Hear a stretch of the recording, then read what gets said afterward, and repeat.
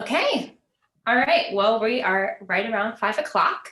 So we are going to get started. Hi, everyone. So my name is Lindsay Lohr. I am currently our Communications and Marketing Management intern at the Study Abroad office. So I am a recent graduate of ASU. I graduated in December 2019, and I personally got to study abroad while I was going to ASU. So if you have any personal questions about what it's like to study abroad, I am more than happy to help you, as well as help you like at any point throughout your study abroad journey. So, um, and then, I put in the chat a attendance form. So if you don't mind filling that out, that way we can get back in touch with you about helping you along the way and getting started on your study abroad. We are here for you. So I'm going to hand it off to Jacob. Jacob is one of our student recruiters at the Study Abroad office, and he's going to talk a little bit about why study abroad as an engineering student. Hi everyone, my webcam seems to be malfunctioning at the moment for unknown reasons. However, I'm happy to talk all about everything that I know when it comes to studying abroad, but a little bit about me. I'm a senior this year in the fall semester. I'm studying digital culture, and I spent my fall semester of my sophomore year in Wellington, New Zealand, learning different things that applied to the two majors I had at the time, which were digital culture and computer science. But through my adventures abroad, I was able to really discover what my passions were and kind of hone my focus towards digital culture. Yeah. So today this is what we'll be talking about. So we're gonna first really let you all know what our COVID-19 update is and how our office is handling that. And then we'll break down why you should study abroad in the first place, as well as everything you need to know about while you're abroad. So how you're gonna be earning credits, the different types of programs that we have to offer, the benefits of our faculty-directed programs that our engineering school has to offer, as well as a handful of our programs that we have, and of course, funding and scholarships along the way. So first things first, when it comes to COVID-19, we are cautiously optimistic when it comes to our future programs. So we are preparing to run our programs in the spring and summer of 2021, as well as the fall. And we are constantly evaluating every program on a case-by-case basis to really figure out the best course of action for our students. So the best place to stay up to date on the programs that we have to offer is going to be on our website. And if you're more concerned about how we're dealing with COVID-19, feel free to check out the FAQ right on the front page of our website as well. And I'll show you, and we'll go through the website if we have time at the end, where you can find all of the wonderful information. Yeah, so here's a quick video that we would like to show. It's kind of showcases how engineering works, or at least it tells the story of one of our students who's an engineer and how she spent her time abroad.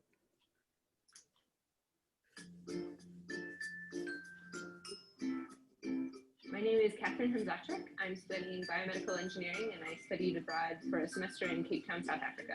It was absolutely incredible. I went to study for a semester and was really excited to be able to take classes at the local university. That was a big part of the experience that I wanted to be able to have, was being able to take classes with local students. We happened to be in Victoria Falls on the same night as the full moon there. I think my favorite overall was being the opportunity to be able to meet the people that I did, and that was both people locally, but also the other really cool people that were there also studying abroad. It's incredible how close you can get to people over the course of just a semester. And I'm absolutely glad that I went on my trip. I haven't regretted it ever for an instant, and wouldn't have traded that experience for anything.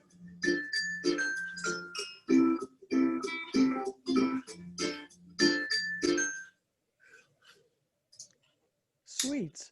Yeah, and then next up, we do have a poll that we'll like to run. So the question being, what percentage of US students study abroad? So the four options, all being, I'd say, pretty low. What do y'all think is the most correct percentage of US students who study abroad?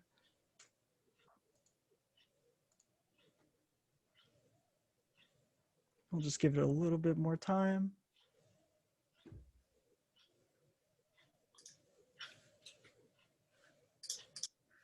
Sweet.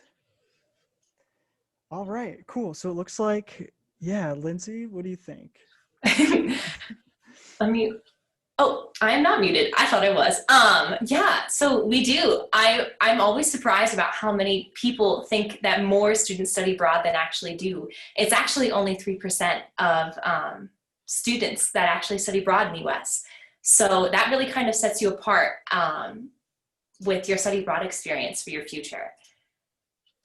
So Jacob, do you want to take it over from here? Yeah, so it sets you apart by giving you a competitive edge. So a lot of employers are really looking for that global mindset. So you can really stand out if you have that study abroad experience, because you'll learn to adapt, problem solve, and think critically, all in this new environment while you're abroad. And I could actually like speak out to this because one of my former coworkers, she actually mentioned that when she landed her interview with her current job, they had mentioned that since she had put studying abroad on her resume, that they were much more interested in her application than when compared to the others. So yeah, studying abroad is definitely like a little hidden tool that you can add to your resume or your professional experience that will give you that edge. Also, so when you're abroad, you'll be earning ASU credit and you'll become a global learner while staying on track to graduate. We like to make sure that all of our students, while they're abroad, they're maintaining their status as a student, they're maintaining their financial aid, but they're also engaging with local students or even engaging with ASU students in this international setting. So depending on the type of program that you go on, you'll be able to learn from different experts and different people, depending on which field you're in. Even though I would ask my professors questions while abroad. I learned so much from the other students that I was engaging with. From all over the world, they would just share their experiences, and we kind of just chat and see how everything differed within our studies, within our cultures.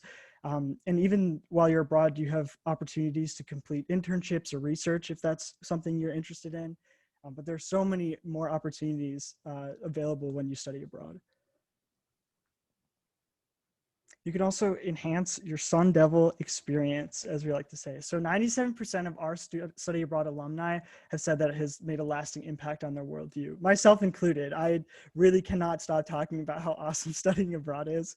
And yeah, making friends from around the world, it's exactly what I was just talking about. My 3 roommates were all from different countries, and we still talk today, and we talk about how, oh, maybe when the pandemic lights up, we'll all meet together somewhere on a different part of the world. But you can really build confidence and develop maturity. There's so much problem solving and different things that you learn while you're abroad. Depending on the type of program that you go on, it'll definitely vary, but you will create memories that last a whole lifetime. And at least I know that I studied abroad, or I was encouraged to study abroad because my mom studied abroad, and she was like, hey, you need to study abroad. And I'm sure if I ever have kids or something, I'd be like, hey, you should study abroad because it's just so worthwhile. So now that we've talked so much about studying abroad, you may be wondering, how can I study abroad? Well, a majority of our programs and all of our programs have these main eligibility requirements, those being a cumulative GPA of a 2.0 or higher, and you must be a degree-seeking student at ASU. So you can't, grab your childhood friend who decided to go somewhere else and be like, hey, let's go abroad for a semester. They do have to be a student at ASU, and you must be in good standing with our code of conduct. We like to make sure that we send students abroad who will best represent our university. And then something to keep your eyes out for. Some of our programs do have additional requirements, but I would say they are quite rare, but they still exist. And those would be some prerequisite courses or foreign language proficiency requirement. And some others may require you to be a student within a specific school, a specific class standing, or something like that. So they do exist, and I'll show you exactly where you can find all that information on the program brochures, so you'll never be blindsided, but it is just something to keep your eyes open for. In terms of who can study abroad, we are dedicated to making sure that all students can study abroad. Anyone who has the interest to go abroad, will do our best to find a program that's best for you. And so we do know that no matter who you are, you may have different concerns depending on where you're going in the world, and we have resources available on our website. So from students from a variety of different backgrounds, so LGBTQA+, online, graduate, first year, non-traditional, anywhere in between, we have resources available to you on our website, and I'll show you exactly where you can find those as well.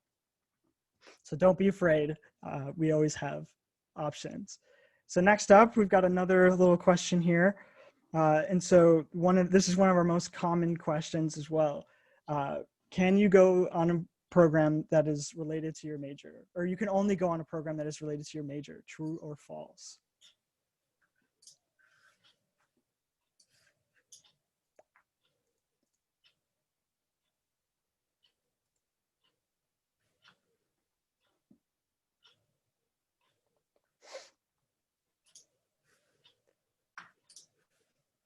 Nice. Awesome.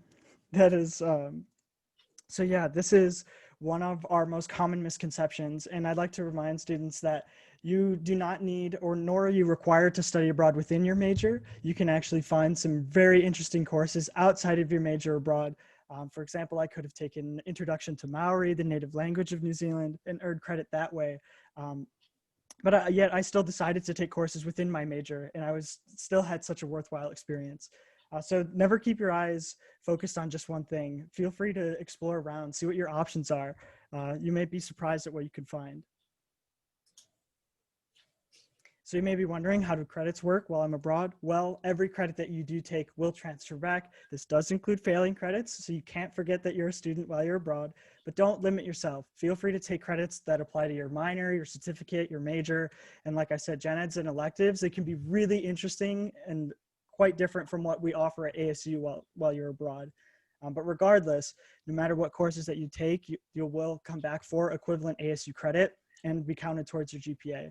Also, you will remain a full-time ASU student and maintain honor status, so you won't lose any financial aid or anything like that. All right, another question that we have, or this is another misconception that we have, maybe. You have to go away for a full semester to be able to study abroad, true or false?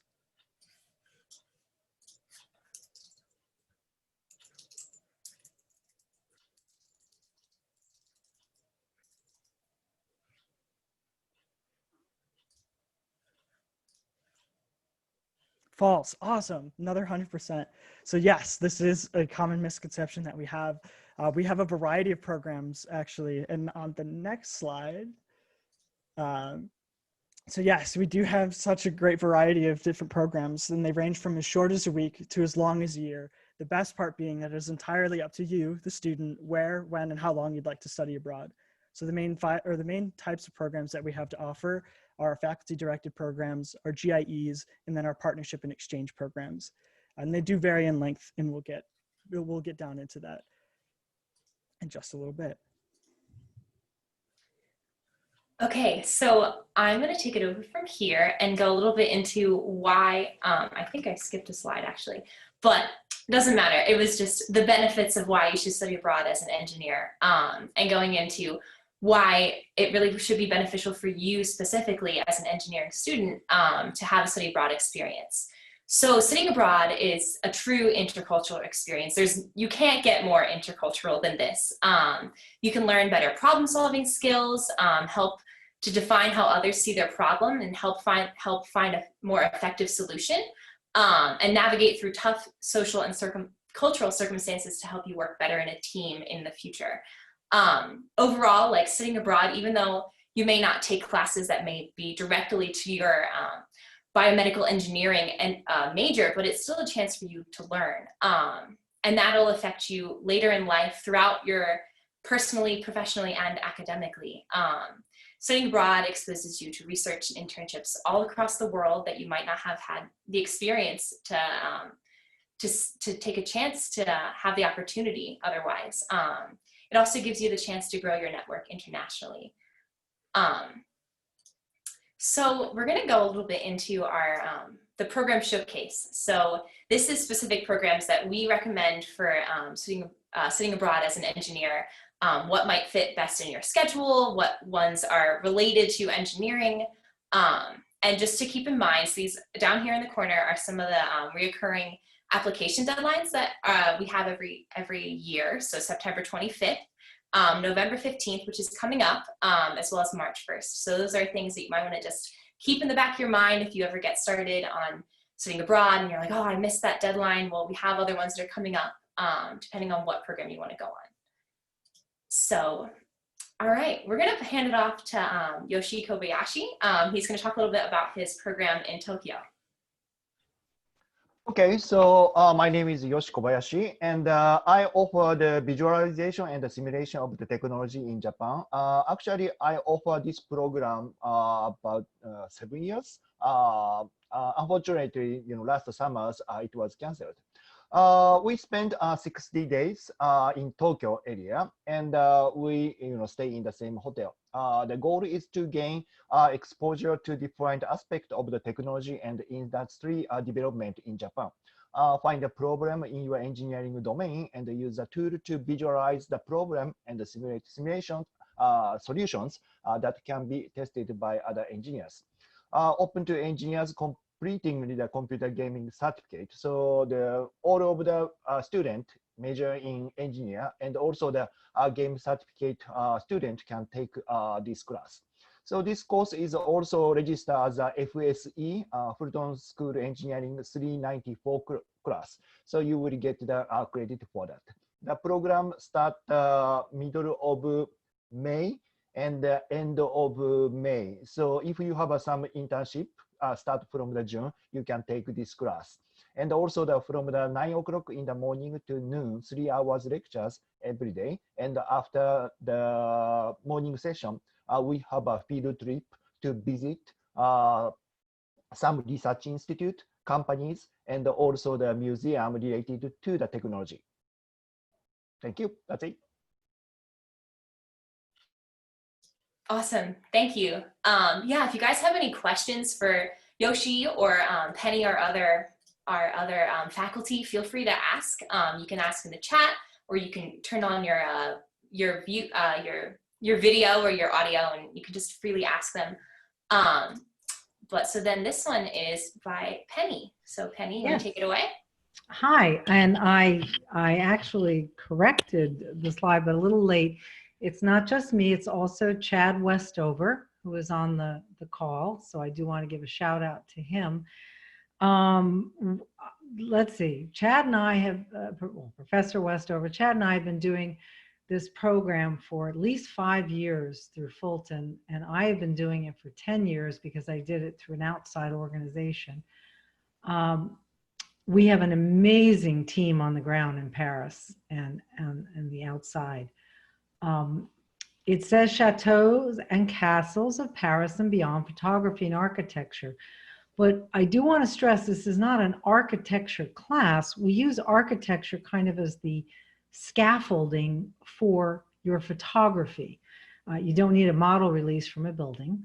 And the shapes and structures are just so amazing, and it really is fascinating. So that's kind of what we hang it on, is the architecture.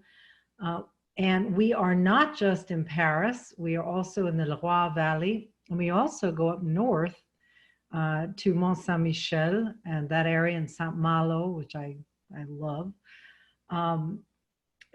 Again, we have an amazing team on the ground.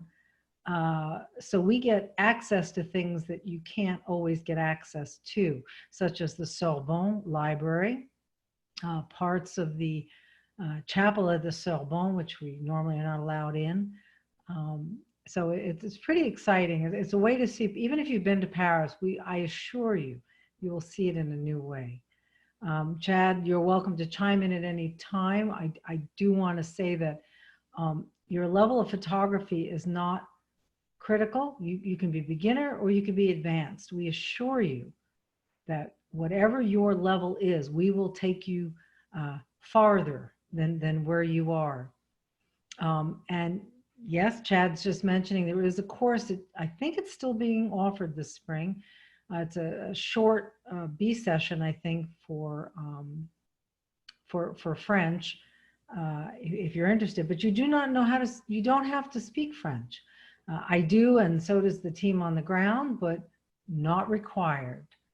It is 3 credits. It is, if you're a GIT, a Graphic Information Technology major, it counts for a variety of focus areas. You could have it for imaging, which includes photography and video.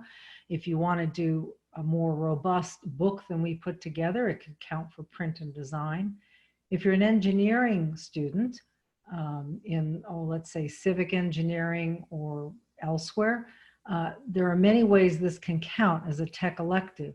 And we would work with you to ensure that you do the kind of work that your program would say would qualify for a tech elective. There is a URL there, photo.asu.edu Paris. Just write that down. It's super easy. And you can see pictures from past programs that we have run. And I mean, I could talk for a long time. Behind me is Chenonceau, which is in the Loire Valley. And so if you watch shows like The Crown or anything like that, you will see castles and very famous things. And one last final thing, a lot of the people taking our class do have cameras, but if you don't have a DSLR, digital single lens reflex, we have a certain amount available to loan out for the program. So don't let that be a barrier to you taking the class. So if you have any questions in the chat as we're continuing, Professor Westover and I can jump in and answer that. So come to Paris. Thank you, Penny. Sure. Okay, so I'm going to go a little bit into some other study abroad programs that are recommended for engineers. I know I didn't mention this last time, but on the screen there's this little QR code if you want to take a look at them while I'm talking. You're more than welcome to. That'll take you right to the program brochure for that specific program. So this program, the ISA Euroscholars Research in Europe, this is a program that's offered as a full semester long program. It's one of our partnership programs. So it's offered in the spring or fall semester. In this program, you get to spend the entire semester in Switzerland, the Netherlands, Belgium, or Germany at one of the Euroscholars universities. So these are 5 prestigious universities all across Europe that you get to join as a research team member, which is a really unique opportunity because not everyone gets to have research experience as an undergraduate. Especially at such a prestigious university in an intercultural place. So during this program, you get to create your own specific program while you're there that's tailored to your unique experience, your unique degree, the interests you may have, things that you might want to study, which is really, really a cool experience. So if anyone has any questions about that one, I encourage it. The next program we wanted to highlight is this Hong Kong University of Science and Technology Exchange Program. So this is what your typical study abroad experience would be seen as, that we don't necessarily encourage as the typical, but it's the one that people think of when they think of study abroad, which is being an exchange student and going to a foreign university. So in this one, you'll be enrolled as a Hong Kong University of Science and Technology exchange student, and you'll go for the entire semester. So you can either choose to go for the fall or the spring, or if you even want to, you can go for the entire academic year. So all of these classes, no worries, are offered in English, so you don't have to worry about knowing Mandarin. And then you get to study engineering while you're there. So that's really neat if you're looking for something that's specifically related to engineering while you're studying abroad. This is the Fulton School's hand-picked exchange university in Asia. So it's one of the top universities in the world, and it's very well known for engineering.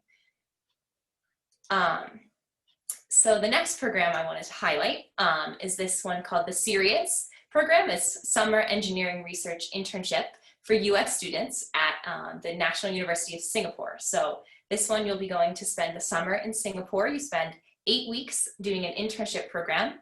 And this is also another research-based program.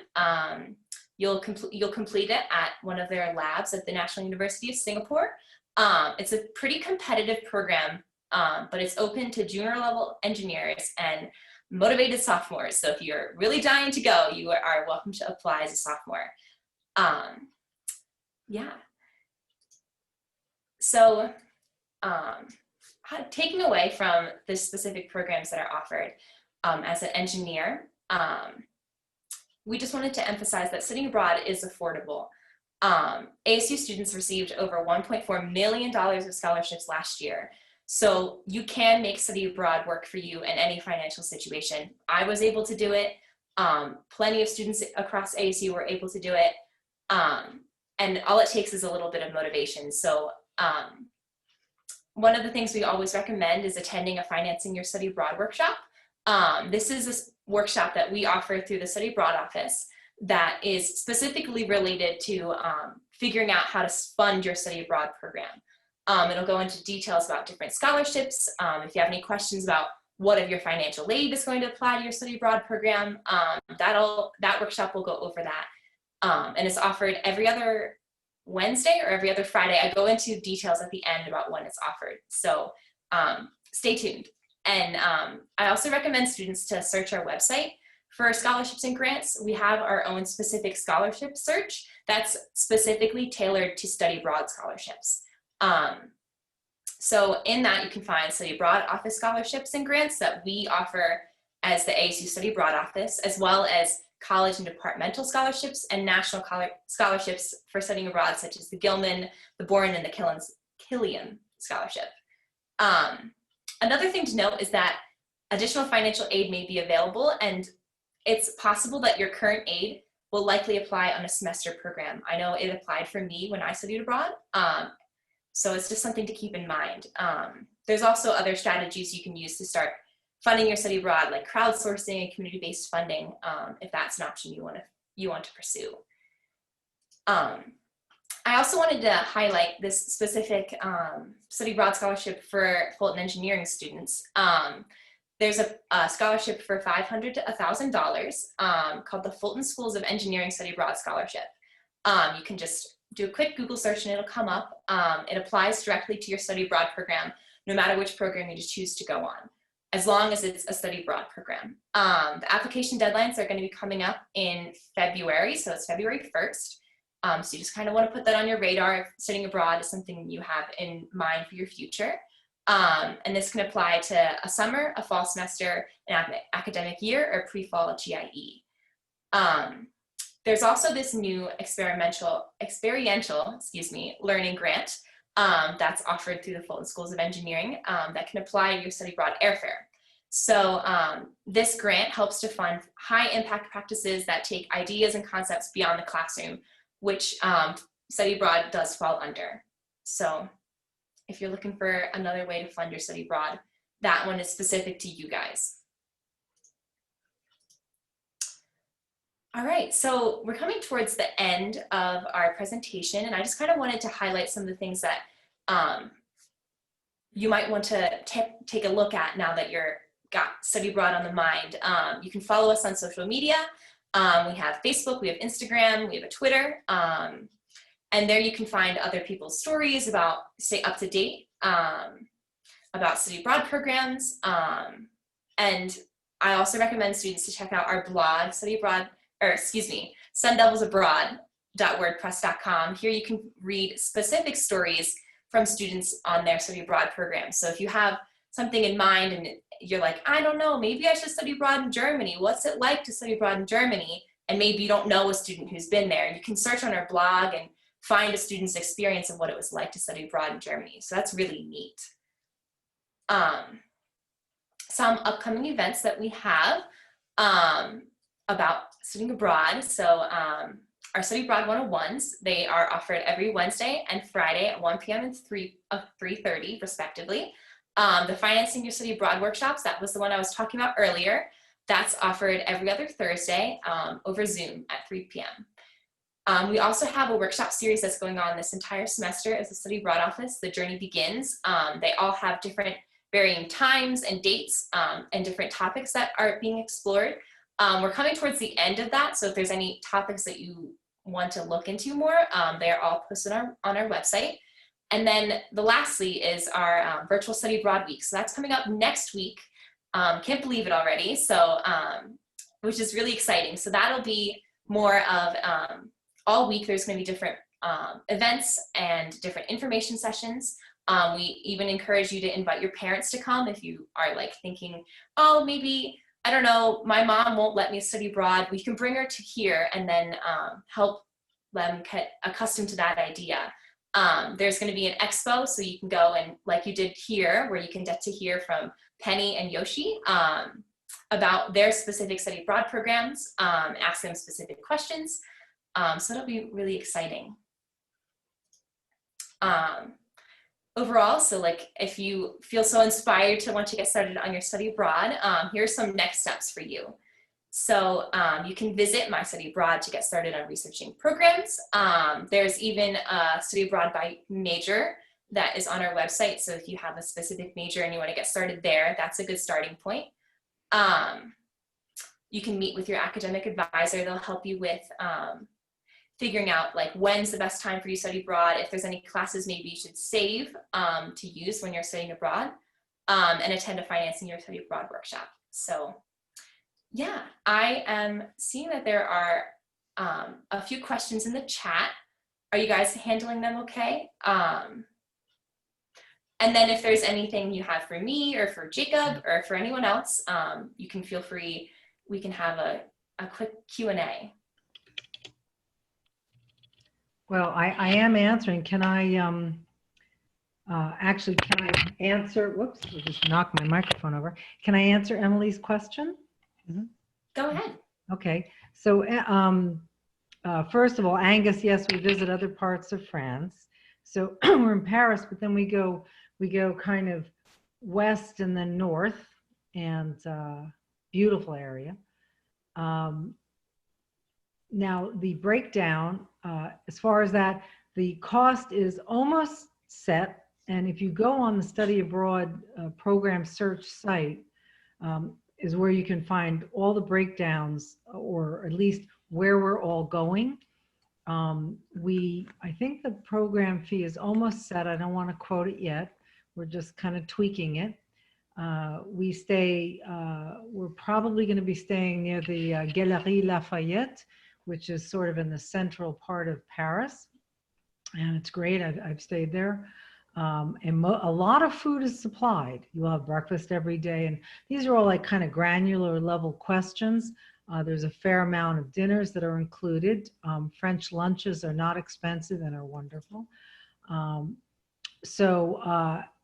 If you want to, I'm going to put my email in here.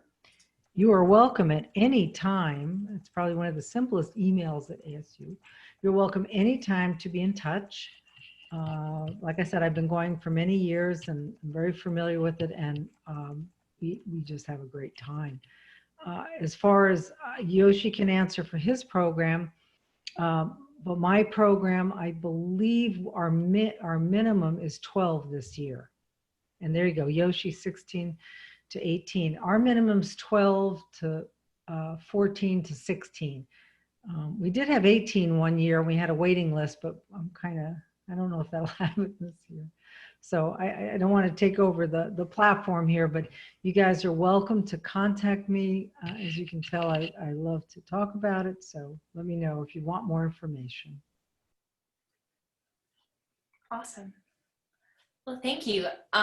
Jacob, I know you mentioned talking through some things on the website. Yes. So is there anything in particular you want me to pull up that you want to talk through? I could actually walk through the website or just a couple things, do some pointers. Do you want to share your screen? Yeah, so Perfect. you can see my Chrome window, right? Yes. Okay, cool. It's still loading. It has paused. Okay, it had There we paused for a second. Okay, cool. So yeah, I just brought up the link to the program that they were talking about. So this Paris program, the brochure, I dropped the link in the chat, and on that page you can find all the information about it. But we'll go ahead and take a look back at our homepage. So as you can see, right on the front is that big green banner with all of the information about the coronavirus and how we're dealing with that in our office. And then also across are going to be these different drop-down menus. The best one for you all students will be this one that says ASU students. And then the best place to go, it will be depending on what you're looking for. So I'd mentioned we have different resources available for our different students depending on your background. So you could find information about your specific concerns under our Who Can Study Abroad and Supporting Diversity tabs. So I won't really dive into those, but feel free to check those out if those pertain to you. But the next best place to go is going to be over to our Explore Funding tab. Now, this is going to be a great resource for everything you need to know about financing your study abroad, including scholarships and grants. Now, this chart here is a really great tool since it breaks down what sort of ASU scholarships apply towards the cost of studying abroad. For example, if you're an Obama Scholarship recipient as well as a Pell Grant recipient, I highly recommend studying abroad because I do know that both of those financial aid packages can severely reduce the cost of studying abroad. And just below that, we have our scholarship search tool. And this is where Lindsay had mentioned that you can find all the different programs or scholarships available specifically for studying abroad. And then, of course, right below that, we have our different grants available through our office. The newest one being our Local to Global Scholarship. This was added just last spring. So if you are an Arizona resident, I highly recommend checking that out, as you can earn up to $3,000 for your study abroad program. So it's a huge reward. And like all scholarships, these will vary in competitiveness, and by no means are any of them a guarantee, but you cannot really earn the money until you apply. So that's always what we like to point out, is that if you want to get it, go for it. But we'll go ahead and take a look back at the homepage. And then right in the middle, we do have our Studying Abroad by Major guides. This will lead us to the different major guides we have to offer. And these are ever growing and evolving. And so as you can see, we do have this section right here for Fulton Engineering, although the only real specific major we have within this little group is for our students within CISA or CEMT, sorry. And so these will give you a nice breakdown as to what studying abroad might look like for your major. For example, our our engineering major guide will look something like this, with some testimonials from students, professors, as well as a breakdown of when the best time to study abroad will be. And then, of course, at the bottom will be just a sample of programs that may be related to your studies. By no means is this like a restricted list, like you can only go on these programs. These are just a great place to start looking if you're interested in studying abroad as part of your major. And then if you would like to really break it down even further and really narrow down your search, check out our program search tool. This is super comprehensive, and you can be as broad or specific as you'd like. So here, if you're looking for our partnership program specifically, you can search by program provider, you can search by term of the year, as well as area of study. I do know that engineering is really the kind of umbrella term that we have right here, and this is also growing and changing. But regardless, when you do find a program, it'll kind of give you a list that looks something like this. And keep in mind that all of our faculty-directed programs, so the programs where you'll be with other ASU students and ASU faculty, will start with our ASU and the Gold Star. Oh, look, there's the Paris program that we were just talking about. And then our exchange programs will not have the Gold Star. They'll have exchange at the end. And then our partnership programs will not be bolded, but they'll have their own little thing at the beginning, as well as the description of the program. But for example, we'll go ahead and take a look at this program in New Zealand. All of our program brochures will look a little bit something like this, with the Apply Now button right at the top. So if you're interested in applying, feel free to check that out. But then the program snapshot is really going to be the best place for a quick overview of everything about the program. So break down what kind of program it is, if there are internships available, if there's a specific requirement, and other things like that. And then below that, we have our various tabs with varying information depending on what you're looking for. And then at the bottom will always be our dates and deadlines for the open applications. But we'll go ahead and just take a look at the academics tab. This tab will change depending on what program you're looking at. For our partnership and exchange programs, it might look something just like this, where you'll be taken to a list of courses that ASU students have taken at this partnership university, or you might be sent to the course catalog of that university. Whereas our faculty-directed programs will just list the ASU course right at the top and what it is and what kind of credit you'll be receiving. And then we have our housing tab, which will also change depending on the program that you're going on, as our housing does change with every type of program. So for example, some of our faculty-directed programs will keep our students in hotels or hostels, whereas our partnership and exchange programs, you may be in an apartment or university housing, depending on the program. And then, of course, there's the cost tab. This is going to be super important to take a look at, as it'll give you a link to the cost sheet for that program. Now, this cost sheet will vary. The numbers will vary depending on the program, but they will all look something similar to this. This first section at the top being the most important, as that is what will be billed towards your ASU, and everything below that is just a rough estimate. For example, on my program, I didn't have any books or supplies, so this $300 charge didn't exist for me, but it was still like a good estimate for the books. But again, this is what will be charged to your ASU account.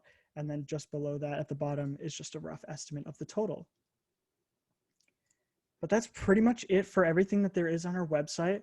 If you have specific questions about a program, so for example, that program in New Zealand we were just talking about, feel free to contact the international coordinator listed on the program brochure. You can find all their contact information down here at the bottom in staff directory, and they'll be a really good resource if you're interested about the location.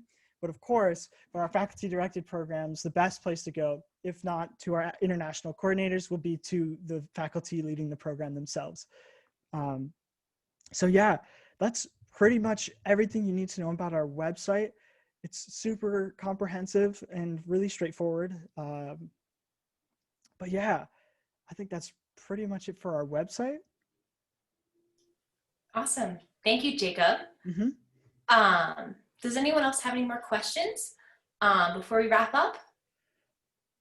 Otherwise, if anything comes up, you can always reach out to our office. We are more than willing to help you. Well, I hope you all enjoy your Wednesdays. Yeah, thank you for attending.